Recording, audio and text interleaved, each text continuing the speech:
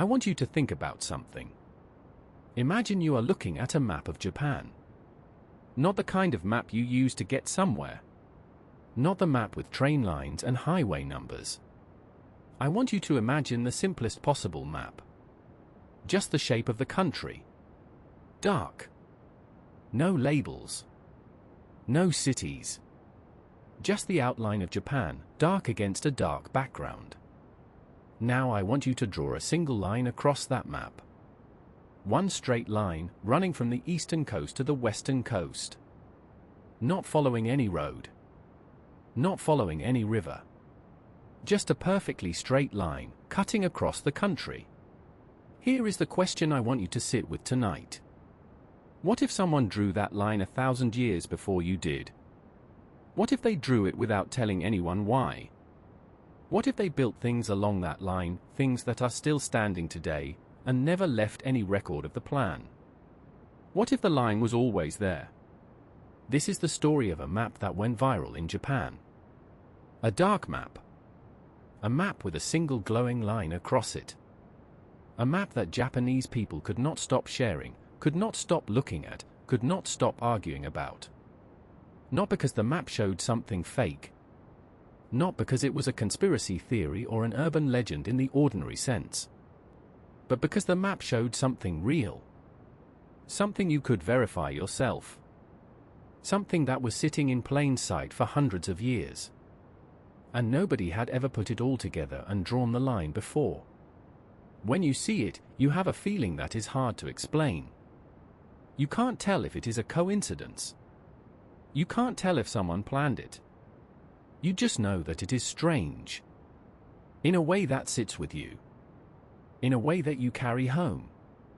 We're going to follow that line tonight. From one coast of Japan to the other. And I am going to show you what is on it.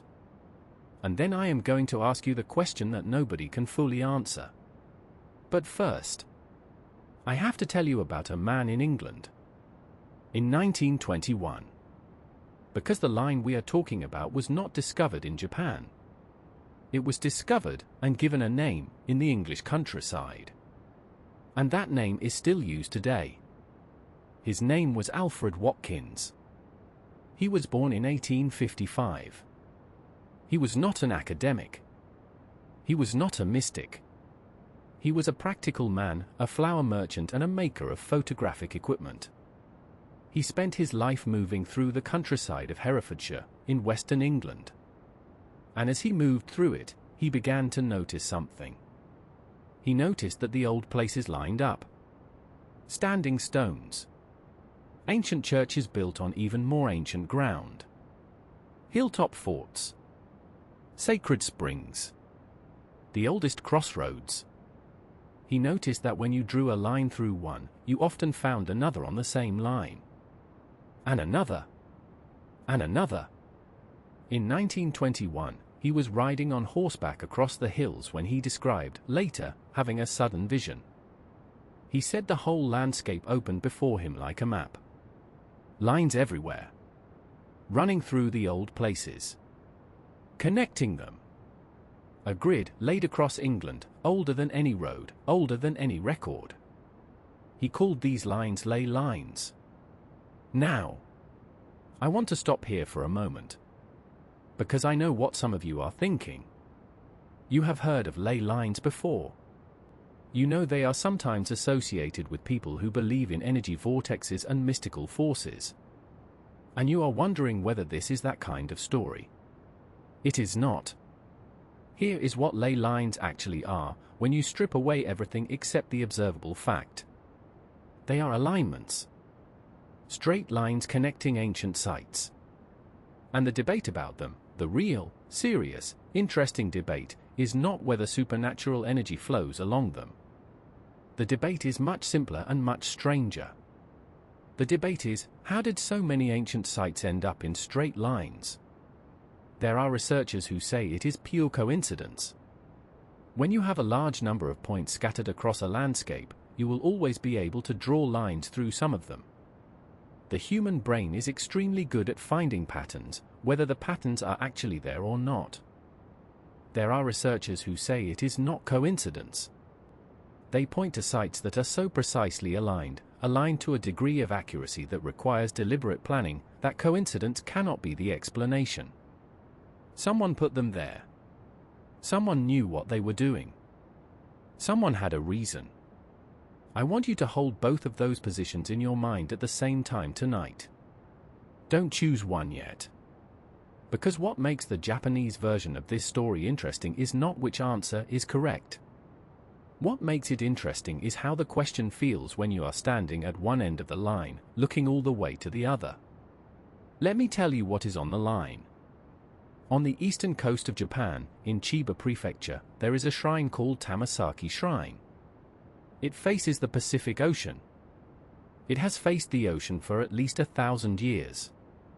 It is dedicated to a goddess of the sea, a deity of safe passage, of the ocean's gifts, of the rising sun over the water.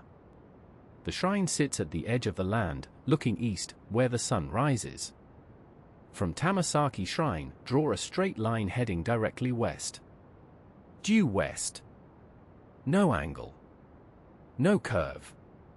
Follow it across the flat plains of the Kanto region. Follow it inland. And you arrive at Mount Fuji. I will say that again, because I want it to settle. Follow a straight line due west from the shrine on the eastern coast, and you arrive at Mount Fuji. Mount Fuji. The most sacred mountain in Japan. The mountain that has been worshipped for more than 1,000 years. The mountain that every Japanese person knows from childhood. The mountain that is visible from Tokyo on a clear day and still makes people stop walking and look. Continue the line past Fuji. Continue due west.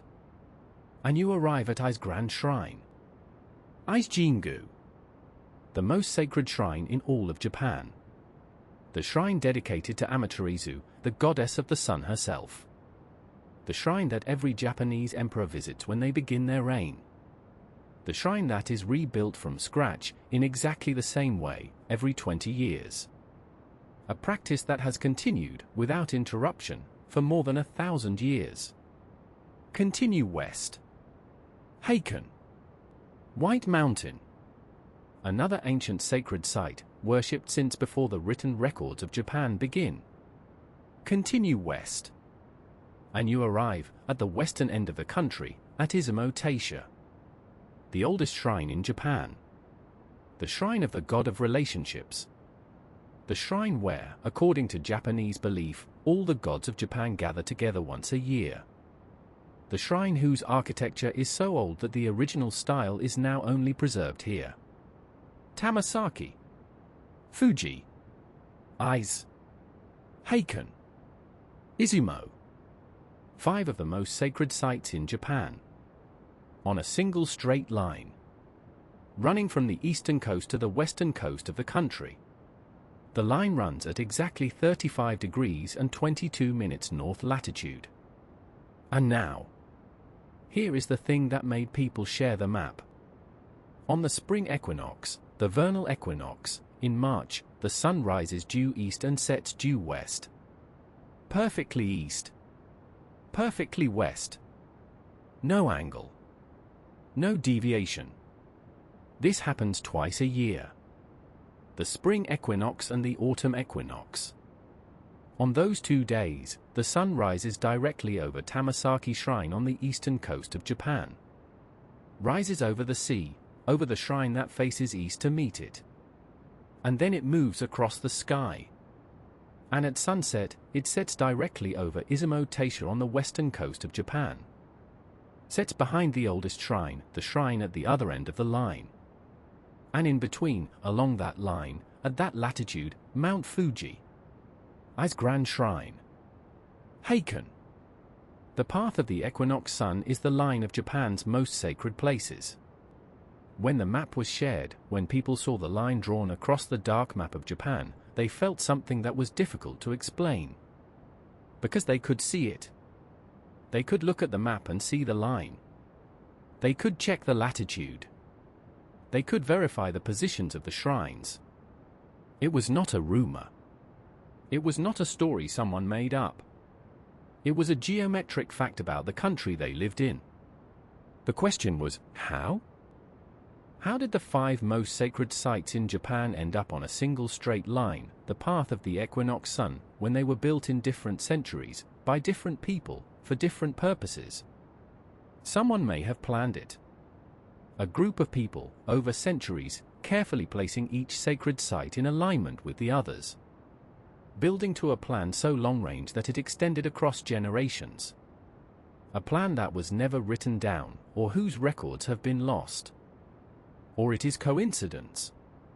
The precise coincidence of sacred sites that were chosen, independently, for the qualities of their locations, the mountain that captures the sunrise, the coastal shrine that faces east, and that happened, because of Japan's geography and the path of the sun at that latitude, to fall into alignment. I cannot tell you which is true. No one can. But I can tell you what it feels like to look at the map. It feels like finding a sentence hidden in a landscape.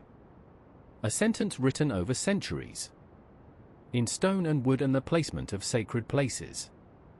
A sentence that says something, that communicates something, even though you cannot be sure if anyone meant to write it.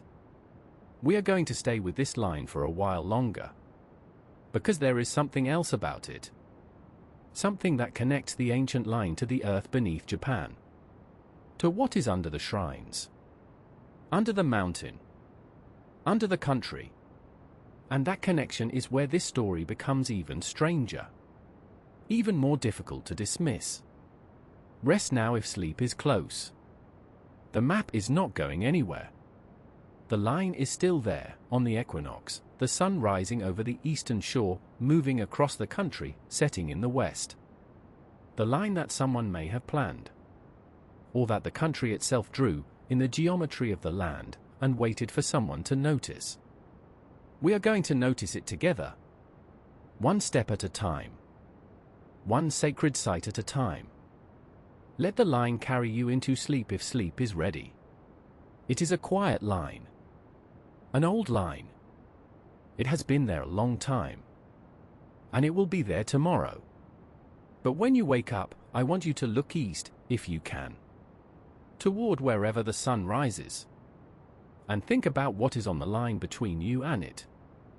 Because there is always something on the line. There is always something you did not know was there. Now, before we go further along the line, I want to stop and ask you something. Have you ever been in a place and felt that the place was different from other places? Not because of what was in it. Not because of the architecture or the view. But something about the place itself. Something you could not quite name. Some places just feel different. You walk into a forest clearing and something changes. You stand at the edge of a cliff and the air feels charged. You enter a building and sense something that was there before you. Something in the quality of the space. Most people have this experience at some point. And most people dismiss it because we do not have a good language for it. We call it atmosphere. We call it vibes. We say the place has character. And then we move on.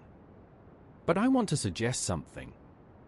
I want to suggest that this experience, this sense that certain places are different, is not imagination. It is information. It is your nervous system reading the environment in ways that your conscious mind has not caught up with yet. The ancient people who chose Japan's sacred sites were doing this. They were reading places.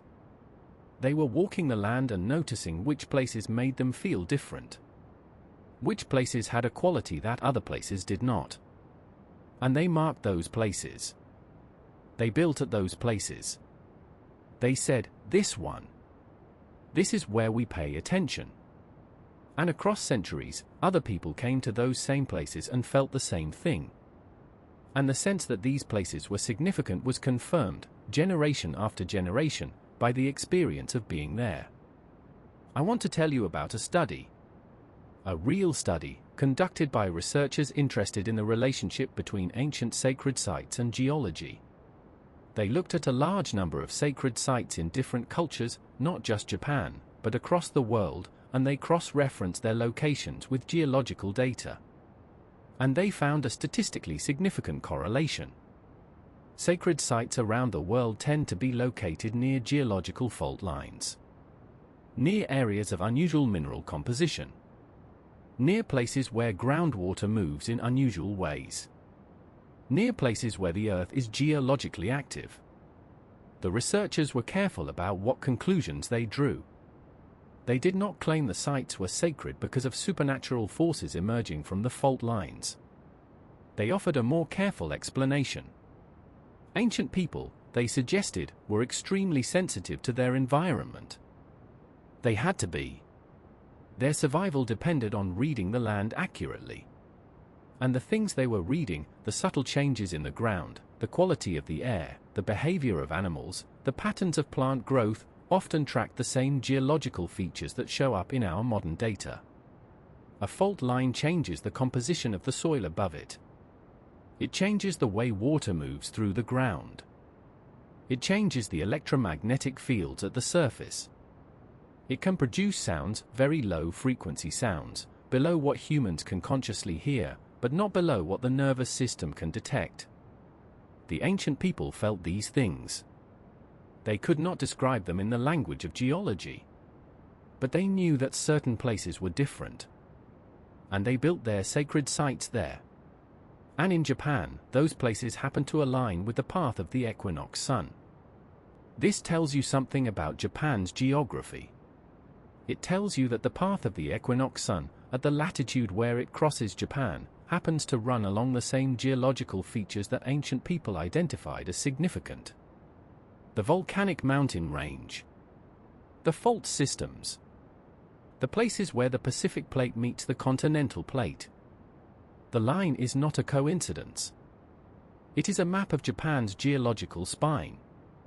The places of greatest geological energy. The places the Earth speaks loudest. And Japan's ancestors built their most sacred places along it. And told stories about those places that have lasted 1,000 years. And then, in our time, someone put those places on a map. Drew the line. Shed it. And Japan looked at it and could not stop looking. Because the ancient knowledge and the modern data were saying the same thing. There is a line. Follow it. Pay attention here. I want you to think about what it means to inherit this knowledge. To live in a country where the most sacred sites are built on the most dangerous ground. To know, as a Japanese person knows, that the mountain you climb on pilgrimage is a volcano. That the shrine you visit was built near a fault. That the beauty and the danger are not separate things. That they are the same thing, seen from different angles. This is a kind of wisdom that is very difficult to maintain in modern life. The modern world tells us that danger is something to be eliminated. That safety is the absence of threat. That the goal is to get as far as possible from the things that can hurt us. Japan's ancient tradition says something different. It says that the places of greatest power are also the places of greatest danger. That you do not get the beauty of Fuji without the volcano. That you do not get the spiritual depth of a fault-line shrine without the earthquake. That the awe and the fear are inseparable. Pay attention here. Not because it is safe, but because this is where the truth is. There is something in this that I think about often. The modern world's relationship with risk. The way we try to eliminate uncertainty. The way we build systems designed to protect us from the unpredictable. And then the unpredictable happens anyway. Because it always does. And when it does, the question is whether we were paying attention. Whether we built our sacred sites, whatever that means in modern terms, the places we care most about, the connections we value most, in places of real power. Places we chose because they matter, not just because they are safe. Japan built its most sacred places on a fault line. And it taught its children to love those places. There is a kind of courage in that. A kind of honesty about the world that I find very moving. Hold that thought. We are going deeper now. Into the most specific part of this story. Into a single Friday afternoon that changed everything about how Japan communicates. But first, breathe. Let the line settle. Let the mountain be a mountain and the fault be a fault. Let the complexity of a country that loves its most dangerous landscape sit in your mind for a moment. It is quiet.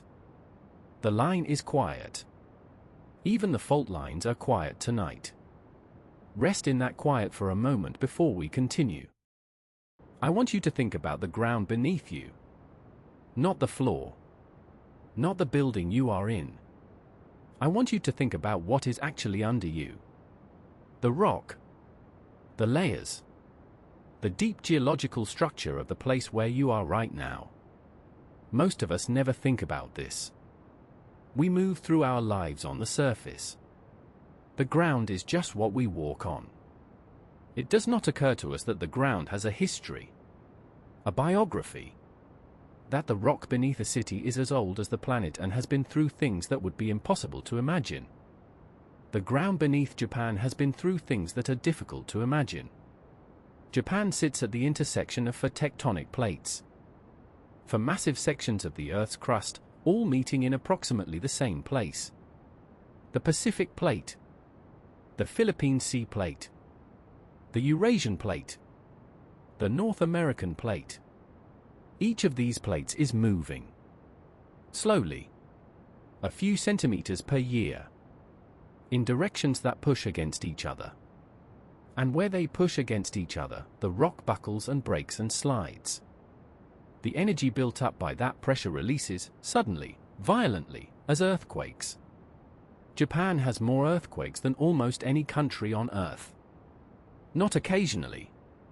Regularly. The ground shakes thousands of times per year. Most are too small to feel. Some are not small at all. And beneath the earthquakes, the plates are doing something else. One plate is sliding under another. The Pacific Plate is sliding under Japan. Being pulled down into the mantle, into the deep hot interior of the Earth. And as it goes down, it melts. And the melted rock rises. And it comes out of the surface of the Earth as volcanoes. Mount Fuji is a volcano. It is not an extinct volcano. It is a dormant volcano. The last major eruption was in 1707. That was 300 years ago. In geological terms, that is recent. In human terms, there are people alive today whose ancestors watched Fuji erupt. Now, hold this in your mind. The most sacred mountain in Japan, the mountain on the equinox line, is a volcano. Built by the same forces that shake the ground, that pull the ocean floor under the continent, that make Japan one of the most geologically active places on the planet. And here is the thing I want you to sit with. Many of Japan's most sacred sites are on or near geological fault lines. Near the places where the tectonic plates push against each other. Near the places where the energy of the Earth's interior is closest to the surface. This is not unique to Japan. Researchers who study the distribution of sacred sites around the world have noticed that there is often a correlation between ancient sacred places and geological features. Hot springs. Volcanic sites. Fault lines. Places where the Earth is, in some measurable physical sense, different from the ground around them. The ancient people who chose these sites to be sacred, who built the first shrines there, who designated these mountains and coastlines as places of contact with the divine, they chose places that the Earth itself was trying to say something about. Places where the ground was doing something. Moving. Releasing heat. Generating unusual electromagnetic fields. Scientists have studied this. And they have found that fault lines and areas of geological stress can generate measurable effects on the local environment. Changes in electromagnetic fields. Changes in ionization of the air. Changes in the behavior of certain minerals in the rock. Changes that, to people who lived close to the land, to people whose lives depended on reading their environment carefully, might have felt like something. Might have felt like a presence. A significance. A holiness. The ancient people of Japan were not mystics who ignored the physical world. They were practical people who paid close attention to the physical world. Who understood, in ways they could not fully articulate but could feel and observe, that certain places were different. And many of those places are on the line. Let me tell you about Heikan. White Mountain. Heikan is one of Japan's 3 sacred mountains. The other 2 are Fuji and Mount Tateyama. All 3 have been places of Shinto worship since the earliest records of Japanese civilization. All 3 are volcanoes, or volcanic mountains, associated with volcanic activity. Heikan sits on the equinox line, between Fuji to the east and Izumo to the west, in Ishikawa and Fukui prefectures. It is still an active volcanic system. Steam still rises from vents near its summit. For more than 1,000 years, pilgrims have climbed Heikan. They have climbed a mountain that is geologically alive. That is warm. That produces steam and sulfurous gases from the interior of the earth. And they have called it sacred. Was it the volcanic energy they were responding to? The unusual geology? The fact that on this mountain, the Earth's interior is literally closer to the surface than anywhere around it? Or was it something else? Was it the location on the line? The alignment with the equinox sun? Or were these the same thing? Was the line drawn by ancient people who understood the geology of their country in some intuitive way, along the path of the greatest geological energy, the fault, the volcanic chain, the place where the Earth is most alive, and then recognized, over time, that this path of geological energy also corresponded to the path of the sun on the most balanced day of the year? These are questions I cannot answer for you. I can only ask them. But I want you to notice something. The way these questions feel. The way they open rather than close. The way each answer leads to another question rather than to a stopping point. This is what makes the dark map so interesting. Not just the line itself, but the questions the line generates. Now, I want to tell you about Izumo, the western end of the line. Izumo Taisha is, by some measures, the oldest shrine in Japan. The style of its main hall is called Taishizukuri, and it is one of the oldest architectural styles in Japanese history. The current main hall was built in 1744, but the architectural tradition it continues is far older than any existing structure. The shrine is dedicated to Okuninushi, the god of relationships, of marriage, of connection between people. And there is a tradition at Izumo that is different from any other shrine in Japan. In October, which is called October in Japanese, but also called by another name in the old calendar, the name that is used specifically for this tradition, the gods of all of Japan leave their own shrines and travel to Izumo. They gather at the western end of the line, the western end of the equinox path. And there, for a full month, they hold their deliberations. What do they deliberate? Relationships. Who will meet whom? Who will be connected to whom? The invisible threads that will run between people in the coming year. And the name that October has in the old calendar, Kanazuki, means the month without gods. Because the gods have gone to Izumo. They have gone to the western end of the line. To the sunset end. To the place where the equinox sun sets. All of this, the geology, the sacred sites, the sun's path, the gathering of gods at the western end of the line, all of this is part of the same story that the dark map tells. A story about a country that has, for thousands of years, lived at the intersection of immense forces. Geological forces. Astronomical forces. The movement of the sun and the movement of the plates. The energy of the Earth's interior and the energy of the sky. And a country that built its most sacred places at the points where those forces were most concentrated.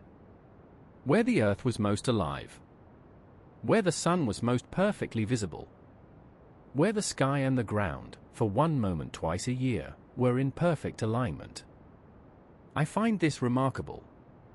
I find it moving.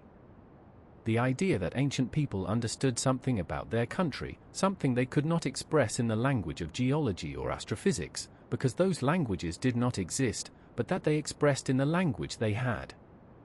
In the language of the sacred, of the shrine, of the mountain that is holy. They said, "This place matters. This place is different. Build something here. Come here. Pay attention here." And they were right. In ways they could not have known they were right, they were right.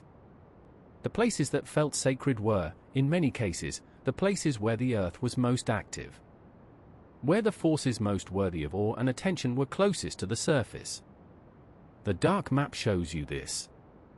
When you see the line, you are seeing thousands of years of accumulated human attention to the same places. Thousands of years of people saying, "Here.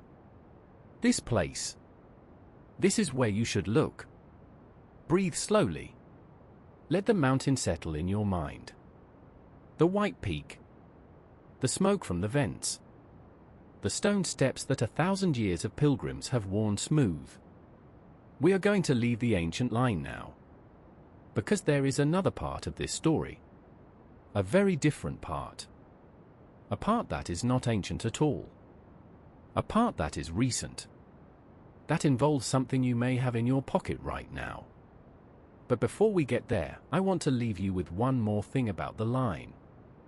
On the equinox, when the sun rises over Tamasaki and sets over Izumo, anyone standing on the line, anywhere on the 35° 22' parallel, is standing in exactly the right place to see the sun's path.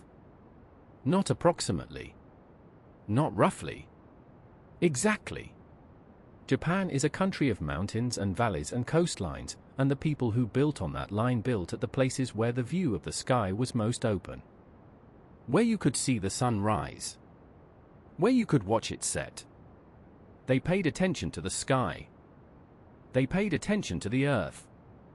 And they left a line across their country that connects those two kinds of attention. The line is still there. And now we are going to talk about the most modern thing in Japan. And I am going to show you that the modern thing and the ancient line are, at the deepest level, the same kind of attention. The same kind of care. The same question, asked in a completely different way. But for now, rest. The line is quiet. The mountain is patient. The sun has set at the western end and will rise again tomorrow at the eastern end. Sleep well. The line will still be there when you wake. I want to tell you something about the word sacred. In English, sacred is an unusual word. It comes from the Latin sacra, which means set apart. Something that is sacred is something that has been set apart from ordinary use. Set aside. Designated as different. And that is exactly what Japan's ancient people did with the sites on the line. They set them apart. They said, "This mountain is not for farming. This coastal headland is not for building houses. This place is for something else. For attention. For awareness. For the kind of presence that ordinary life does not allow." They created, over centuries, a geography of attention. A landscape of designated awareness. I find this idea remarkable. The idea that a culture, deliberately and across generations, creates places whose only purpose is to be paid attention to. Places that have no economic function. No military value. No practical use. Their only function is to receive human attention. To be visited. To be stood in front of. To be seen. Japan has an extraordinary number of these places. More than 80,000 Shinto shrines. More than 75,000 Buddhist temples. Sacred mountains, sacred rivers, sacred trees that are centuries old and protected by law. The country is covered in places whose designated purpose is to receive awareness. And many of the most significant ones are on the line. Now, I want to tell you about the connection between the sacred sites and what lies beneath them. Because I think this is the heart of the mystery. The thing that makes the dark map not just visually striking but genuinely meaningful. Japan's tectonic setting, the intersection of the plates, creates certain specific geological phenomena along the equinox line. Let me describe them. The subduction of the Pacific Plate under the North American and Eurasian plates generates heat. This heat rises. And where it rises through weak points in the crust, which are, by definition, near fault lines, it produces geothermal activity. Hot springs. Volcanic vents. Places where the interior heat of the Earth is close enough to the surface to be felt. Japan has thousands of hot springs. Onsen. They are a fundamental part of Japanese culture, a source of the kind of pleasure that comes from warmth and steam and mineral-rich water. They are also, geologically, windows into the Earth.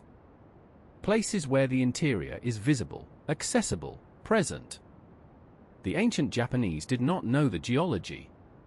But they knew the hot water. They knew the steam. They knew the sulfurous smell that sometimes came from the earth. They knew the places where the ground was warm. And those places were, to them, places where the earth's inner life was close to the surface. Close to the divine. This is not superstition. This is accurate perception expressed in the language available to the people doing the perceiving. The earth is more alive in some places than others. The ancient Japanese found those places. And they called them sacred. And many of those places are on the line. Let me also tell you about something called earthquake lights. Earthquake lights are a real phenomenon. They have been documented, photographed, and studied. They appear before and during earthquakes, flashes of light, glowing columns, strange luminous hazes that appear near the epicenter of seismic activity. The scientific explanation involves piezoelectricity. When rock is compressed by tectonic stress, certain minerals in the rock generate electric fields. Those fields, near the surface, can ionize the air. And ionized air can glow. In other words, the stressed earth glows. This has been observed and documented. It is not a legend. It is a physical phenomenon. Now, what do you think ancient people made of the places where the earth occasionally glowed? Where strange lights appeared from the ground? Where the air sometimes seemed electric and charged? They made them sacred. Of course they did. Because those places were different. Genuinely, physically, measurably different. And the people who noticed that difference, over long periods of careful observation, built their most important structures there. The dark map, the map with the glowing line, is, in a way, a representation of this. The line glows on the dark map. And it glows because it is drawn through the places where Japan's geology is most intense. The places where the earth literally sometimes glows. The ancient line and the glowing map are, in a sense, the same thing. A visualization of where Japan's geological energy concentrates. This is what I mean when I say the dark map reveals the world you did not know. It does not reveal a supernatural world. It reveals a physical world that is more remarkable than the one most people walk through every day. A world where the geography of sacredness and the geography of geology overlap. Where the places humans have been paying attention to for 1,000 years are also the places the earth is most actively doing something. I want you to breathe slowly now. Feel the solidity of the ground beneath you. The layers of rock and soil and whatever lies below. Your piece of the Earth's surface, with its own geological history and its own position relative to all those ancient forces. The equinox line is on the other side of the planet from where many of you are listening tonight. But the principles it embodies are not. The idea that some places are more alive than others. The idea that paying attention to the right things reveals a pattern. The idea that what looks like coincidence, when examined carefully, sometimes turns out to be something else. That idea is everywhere. In the geology beneath you. In the connections between people you love. In the technology you use without knowing why it was built the way it was. We are coming to the second part of this story now. The part that begins on a Friday afternoon in Japan. The part that involves an earthquake and an app and a very small word that you have probably seen 1,000 times. The line in the land and the line in the app. The ancient map and the modern notification. They are going to come together in the final part of tonight. But first, rest. Let the geology settle. The fault lines are quiet tonight. The hot springs are steaming in the dark. The earth is alive beneath Japan, as it always is. Slowly moving. Slowly building up to the next thing. And the shrines on the line are lit by lanterns, as they have been for centuries. Paying attention. That is all they are doing. Paying attention. And that is what we are doing tonight too. I need to tell you a date. March 11th, 2011. I want you to sit with that date for a moment before I say anything else. If you know Japanese history, if you have read about this period or lived through it, you already know what is coming. If you do not, I want you to let the date land without context first. March 11th, 2011. It was a Friday afternoon in Japan. 2:46 p.m. The school day was nearly over. Offices were in the last stretch of the work week. People were thinking about their weekends, their evening plans, the ordinary things people think about on Friday afternoons. At 2:46 p.m., the ground moved. Not the way ground usually moves in Japan. Japan has small earthquakes constantly. A tremor that rattles the windows, a brief swaying that people ride through without looking up from their work. Japanese people are used to earthquakes in a way that people from less seismically active countries simply cannot understand. The ground shaking is background noise. This was not background noise. This was a magnitude 9.1 earthquake.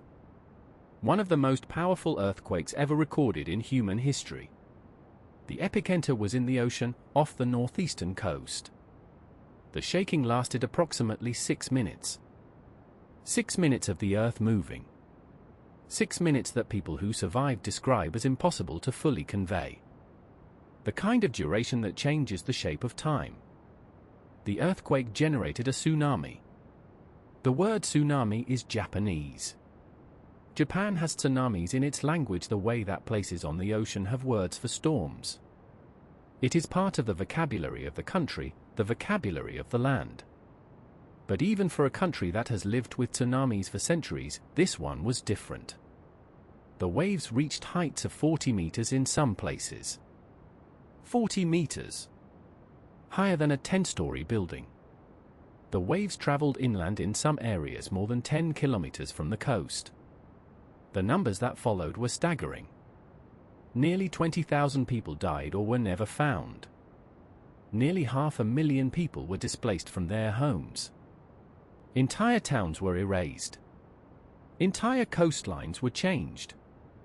But tonight I want to tell you about something specific that happened in the hours immediately after the earthquake.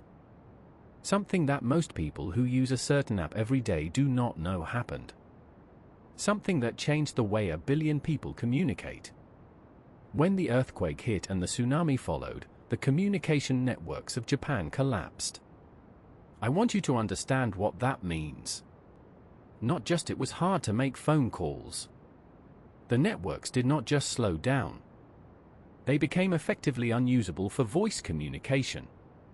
Japan has one of the most sophisticated telecommunication systems in the world. And the volume of people trying to reach family members simultaneously, all at the same moment of shared terror, overwhelmed it completely. You could not call your mother. You could not call your husband. You could not call your children's school. You tried to call. The call did not connect.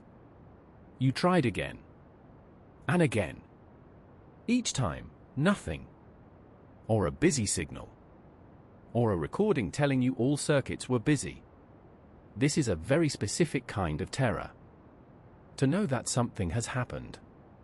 To know that the people you love are somewhere in the country that was just shaken by the largest earthquake in recorded Japanese history. And to have no way to reach them. Japan had lived through earthquakes before. Japan had systems and protocols and emergency procedures. Japan was, in many ways, better prepared for disaster than almost any country on Earth. And still, the communication networks failed. Because nothing in the systems anticipated that every person in the country would try to call someone they loved at exactly the same moment. Among the people trying to reach their families that afternoon were engineers at a company called NHN Japan. NHN was a Japanese subsidiary of the Korean internet company Naver. They had offices in Tokyo. On March 11, 2011, NHN Japan employees found themselves in the same situation as everyone else. Separated from their families. Unable to make calls. Watching the news with a growing sense of what had happened on the coast. And they did something that engineers do when they encounter a problem they cannot solve. They started thinking about the problem. The phone networks were down. But the internet was not down. The internet, the data networks, were still largely functional. Damaged in the tsunami zones, yes. But in the rest of Japan, you could still connect to the internet. You could not call. But you could send data. And NHN Japan engineers started asking a question. What if there was an app, a messaging app that ran on the internet, not on the phone network, that let you contact the people you loved, using data instead of voice calls, in exactly these conditions? What if you could send a message that said, "I am alive"? And the other person could know you were alive, not because you called, but because the message got through? The app they built took about 2 months to develop. It launched in June 2011, 3 months after the earthquake. It was called Line. I want to tell you how Line spread. Because it is one of the fastest adoptions of any technology in Japanese history. Line launched in June 2011. By the end of 2011, it had 10 million users. By the end of 2012, it had 100 million. By 2013, it was the most downloaded app in the world. In Japan, Line is not just an app. It is the way people communicate. It replaced text messages. It replaced some phone calls. It became the infrastructure of everyday communication for an entire country. And then spread beyond Japan to Korea, Taiwan, Thailand, Indonesia, across Asia and beyond. There are now more than 200 million people who use Line regularly. 200 million people. All of them using an app that was built in 2 months by a team of engineers who could not reach their families on a Friday afternoon in March. And somewhere in that app, somewhere in its design, in its structure, in the choices the engineers made when they were building it, is the memory of that Friday. The memory of not being able to call. Of trying and getting nothing. Of needing to know if someone was alive and having no way to find out. That memory is in the app. It is built into the app. And it shows up every time you use it. But before I tell you where, before I tell you the specific thing in Line that is the direct result of March 11, 2011, I want you to think about something. Think about the last time you sent a message to someone you love and waited to see if they read it. Think about the feeling of sending a message into the silence and waiting for some confirmation that it was received. Think about that feeling. That small, ordinary anxiety of waiting. Now I want you to imagine that feeling multiplied by the weight of a disaster. The weight of not knowing if the person you love is alive or dead. The weight of trying to call and failing. The weight of waiting, in silence, for any sign. That is the feeling that Line was built to answer. And the answer, the specific part of Line that exists because of that feeling, is something you have looked at thousands of times and probably never thought about. We will get to it. But first I want to stay in 2011 for a little longer. Because there is a part of this story that I find deeply moving, and I want to make sure you feel it before we move on. After the earthquake, after the tsunami, after the communication networks failed, Japan did something that Japan does in the face of catastrophe. It organized. Quietly, methodically, with the specific efficiency that comes not from coldness but from a very deep understanding that feeling must be managed, that grief must be held while the work continues. The emergency shelters filled up. The relief systems activated. The long, slow work of accounting for the missing began. And in the shelters, in the weeks that followed, people started appearing with a new app on their phones. A green app with a speech bubble. And they were using it to tell their families they were alive. Not calling. Not texting through the phone network. Sending messages through the internet. Sending messages that got through when calls could not. Sending messages and watching for a small indicator that the message had been received. That the other person had opened it. That they had seen it. That they were alive. That indicator is still in the app. It is still there when you send a message. And it is still telling you the same thing it was telling the people in the shelters in 2011. I am going to tell you what it says. And I am going to tell you why it says it. And I am going to tell you why, once you know the real reason, you will never look at it the same way again. That is what is waiting in the next part of our journey tonight. Rest now if sleep is coming. But hold this feeling. The feeling of sending a message into the dark. Of waiting. Of needing to know. That feeling is older than line. It is older than any app. It is the oldest communication problem there is. And Japan found a way to answer it. In the dark. I want to go back to March 11th, 2011. But I want to go to a different part of it than before. I want to go to the moment after. The earthquake lasted 6 minutes. 6 minutes of the most violent shaking most people had ever experienced. 6 minutes that changed everything about the geography of the northeastern coast of Japan. And then it stopped. And in the silence after, in that particular silence that follows an earthquake, a silence that is filled with the sounds of things that are settling and breaking and falling, people reached for their phones. This is what we do now. It is automatic. Something happens, something frightening or unexpected, and we reach for our phones. We want to call someone. We want to tell someone. We want to find out if the people we love are okay.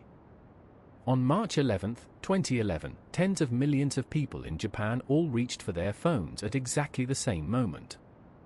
And the networks collapsed under the weight of that simultaneous reaching. I want to tell you about a specific person. I am not going to use a real name. But this story is representative of thousands of real stories from that day. A man in Tokyo. An office worker. 43 years old. His wife and 2 children were at home, in a suburb north of the city. North, toward the coast. Toward the area that was most severely affected. When the shaking stopped, he called his wife. The call did not connect. He called again. Nothing. He called his children's school. Nothing. He called his mother-in-law. Nothing. He stood in his office building, in Tokyo, surrounded by colleagues who were all doing the same thing, calling, and getting nothing, and he did not know if his family was alive. This is one of the most terrifying experiences a person can have. To know that something catastrophic has happened. To know your family is somewhere in the affected area. And to have no way to know if they survived. He stood there for hours. Calling. Getting nothing. Watching the news footage that was coming in. Watching the numbers that were already being reported. The size of the earthquake. The scale of the tsunami. His family was fine. They were in a suburb far enough inland that the tsunami did not reach them. His wife's phone was overwhelmed with calls, everyone calling at once, and she could not get a call out either. They were both fine, both calling, both unable to reach each other. They found out hours later. Hours of not knowing. And what he said, afterward, in one of the many accounts that were collected in the years after the disaster, was something that I think about every time I see a read receipt on a message. He said, if I had just known she was alive. Just that. Not where she was, not that she was okay, not what was going to happen. Just that she was alive. Just that one piece of information. I could have done everything else. But not knowing that, not being able to know that, that was the longest afternoon of my life. Just that she was alive. This is the problem that the line engineers were solving. Not all of communication.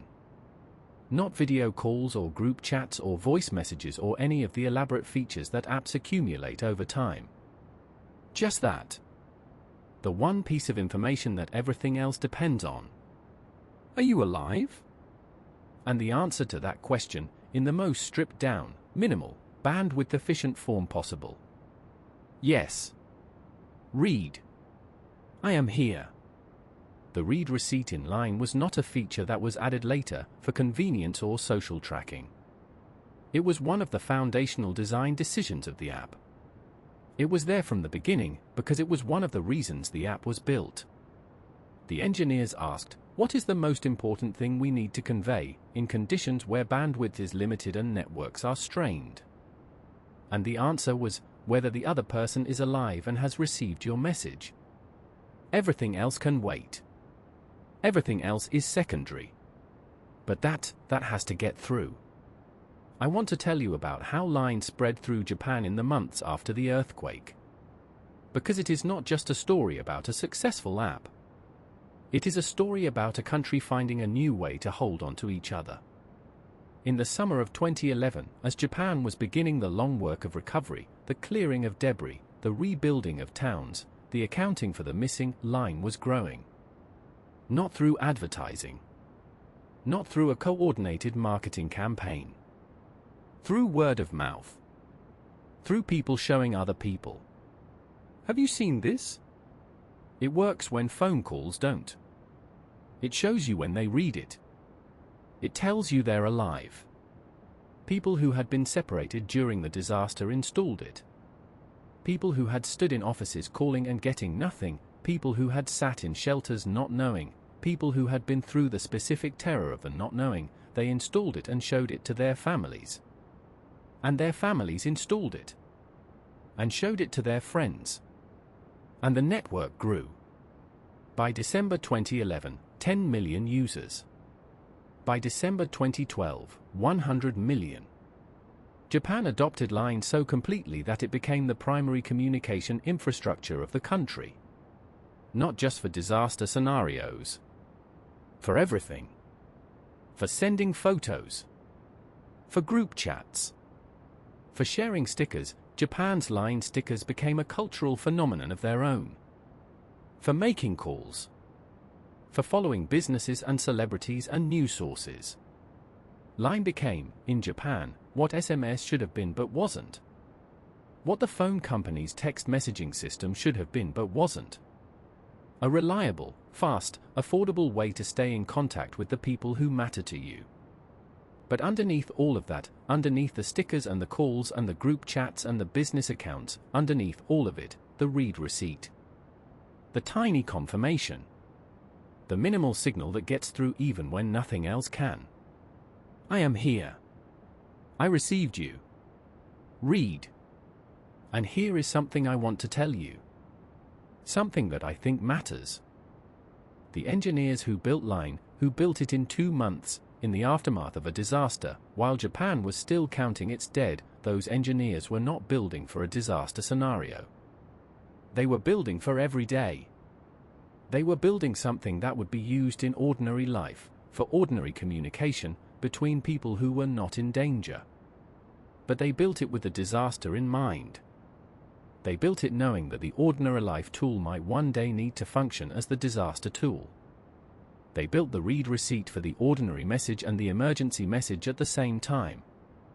This is, I think, a form of the same wisdom that built the shrines on the fault line.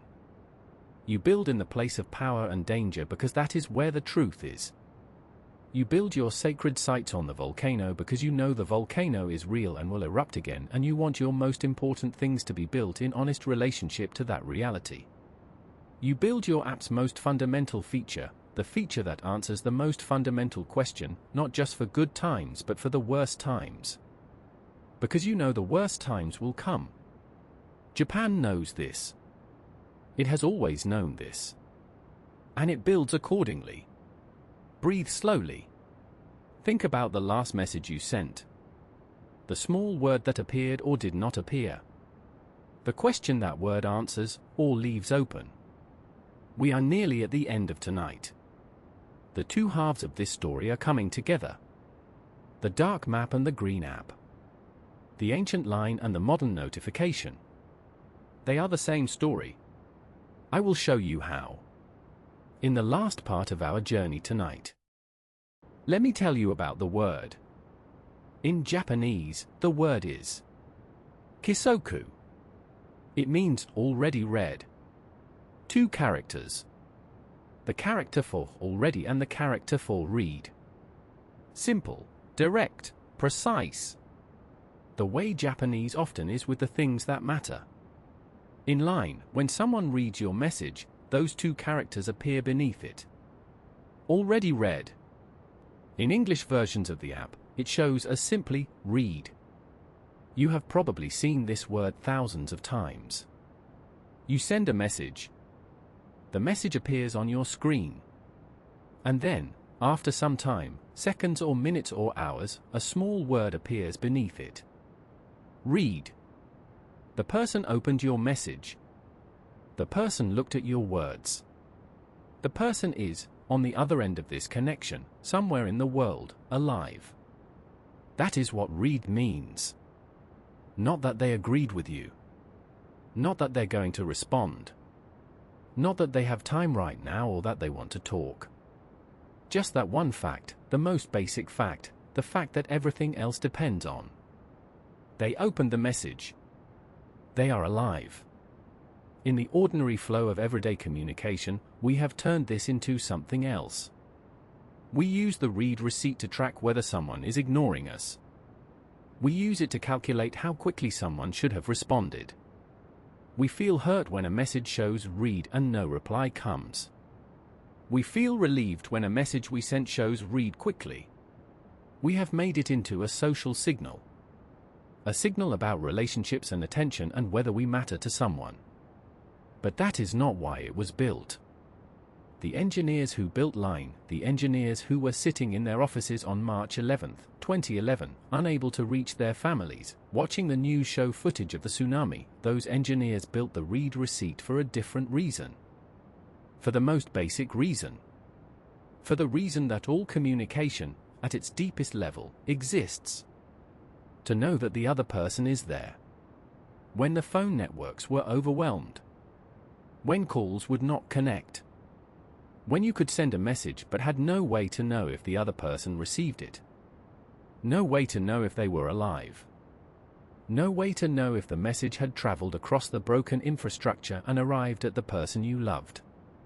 The read receipt was the answer. It uses almost no data. Almost nothing.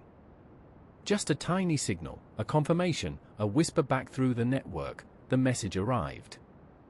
Someone read it. The person on the other end is alive and conscious and holding their phone. In a disaster, when networks are strained, when bandwidth is precious, when every kilobyte of data matters, you cannot always send a long message back. You cannot always call. But you can read a message. You can open the app. You can let that tiny signal travel back through the network. Already read. I am alive. I received your message. I know you are worried about me. I cannot call. I cannot explain. But I read your message. I am here. Every time you see the word read in line, you are seeing the memory of March 11, 2011. You are seeing the answer to the question that 20,000 families were asking on that Friday afternoon. You are seeing the engineering solution to the most human problem. How do I know you are there? Read. I want to take a moment here. Because I think this deserves a moment. The people who died in the 2011 earthquake and tsunami, nearly 20,000 people, they are present in line. Not as a memorial. Not as a dedicated feature. But in the deepest structure of the app. In the reason the read receipt exists. In the decision made by engineers who could not reach their families to build something that would make sure this specific failure, this specific not knowing, would not happen in the same way again. The dead of 2011 are in every read notification that appears on every line message sent by every one of the 200 million people who use the app. This is a strange kind of presence. An invisible presence. A presence that most people who carry it do not know about. But it is real. And it is permanent. And it seems to me that there is something worth knowing about this. Worth carrying. Now, I want to bring the two halves of tonight together. Because we have traveled a long distance tonight, from the ancient ley lines of Japan to the engineering decisions made after a modern earthquake. And I want to show you that they are the same story. Here is what I think they have in common. Japan is a country that lives on the edge. Not metaphorically. Literally. Japan sits at the edge of four tectonic plates. It exists because of the forces that make it so dangerous. The volcanoes that built the islands. The earthquakes that remake the coastlines. The tsunamis that come in from the sea. These forces are not interruptions to Japanese life. They are the condition of Japanese life. Japan has always known this. The ancient people who chose where to build their shrines knew it. They chose the places of geological power, the volcanic mountains, the fault line edges, the places where the earth was most alive, and they called those places sacred. They paid attention to them. They built their most important structures in relationship to them. They built the line along the path of the equinox sun, across the most geologically active part of the country. And they have been maintaining that line, rebuilding those shrines, walking those paths, for more than 1,000 years.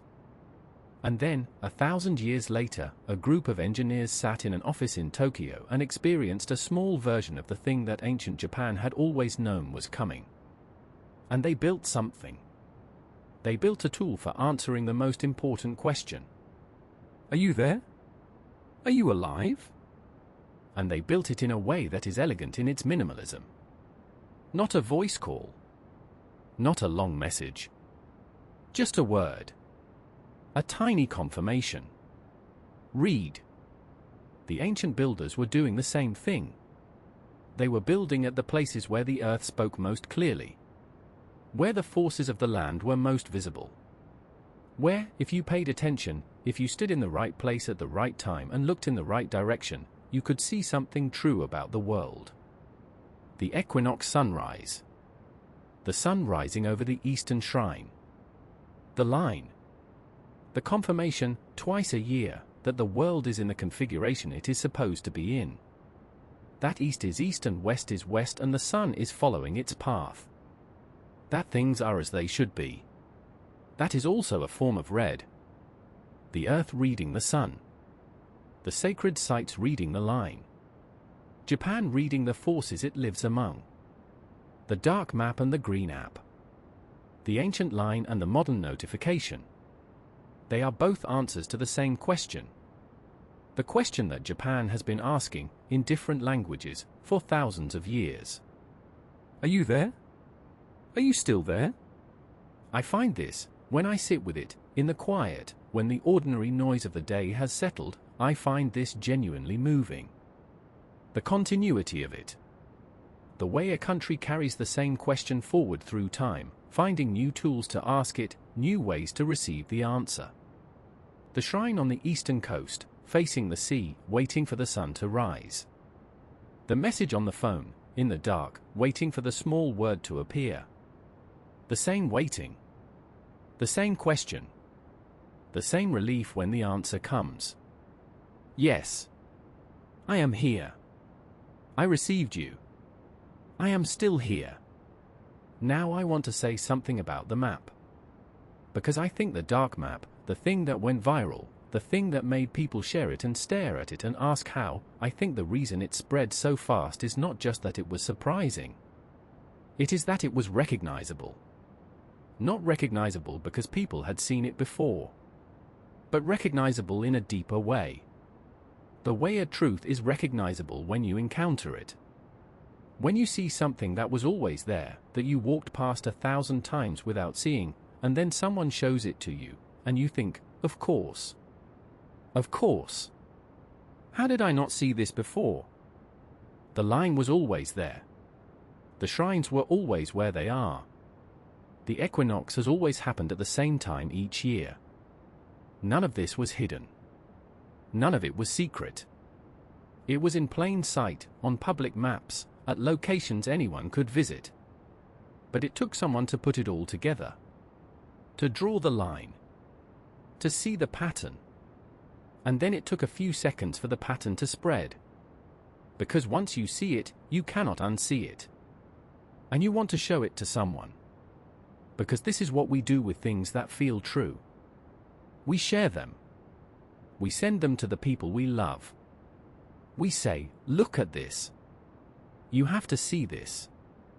We send a message. And we wait.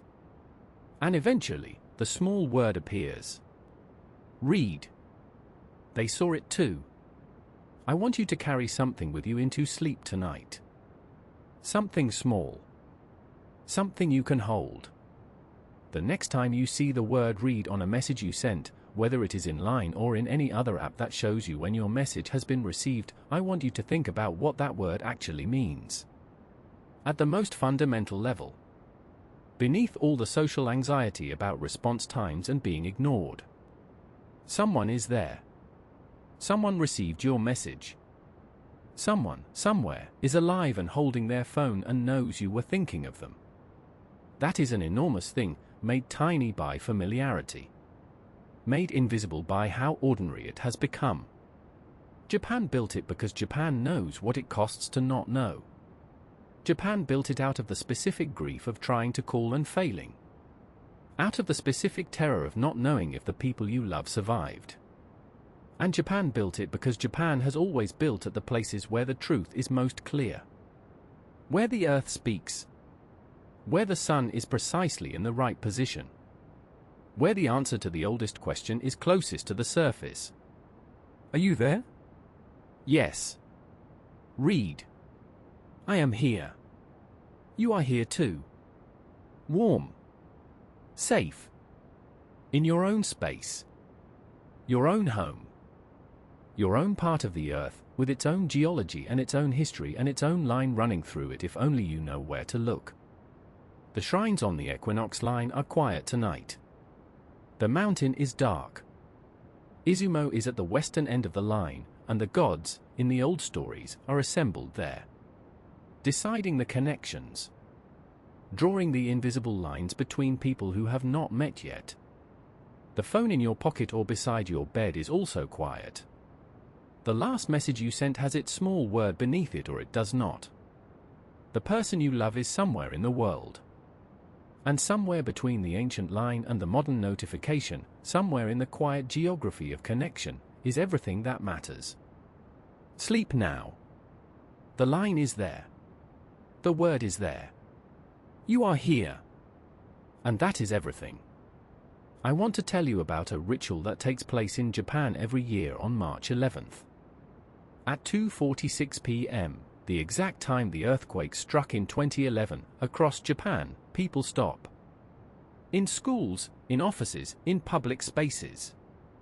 They stop what they're doing. They bow their heads.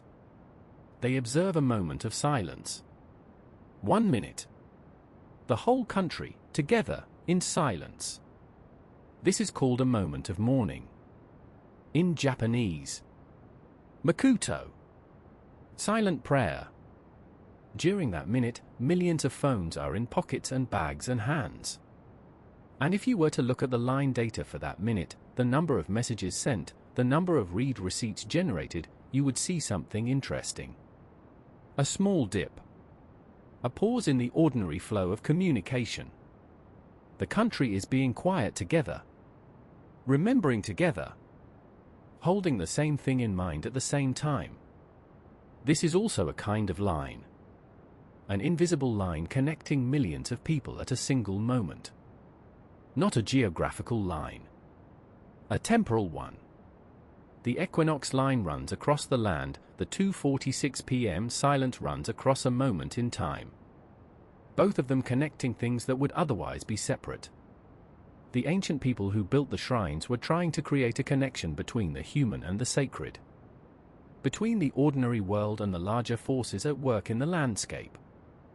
The engineers who built line were trying to create a connection between people who love each other and need to know each other is alive.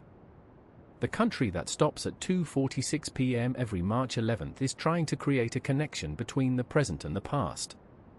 Between the living and the dead. Between the Japan that exists today and the Japan that was remade by the earthquake. All of these are the same impulse. The impulse to connect.